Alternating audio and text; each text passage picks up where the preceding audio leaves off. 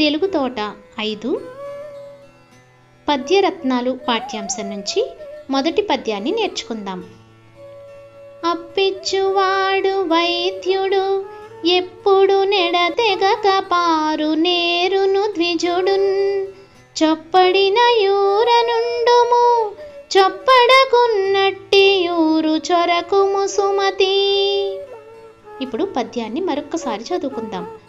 అప్పిచ్చువాడు వైద్యుడు ఎప్పుడు నెడతెగక పారు నేరును ద్విజుడున్ చొప్పడిన యూరనుండుము చొప్పడకున్నట్టి యూరు చొరకుము సుమతి. పద్యానికి భావాన్ని తెలుసుకుందాం.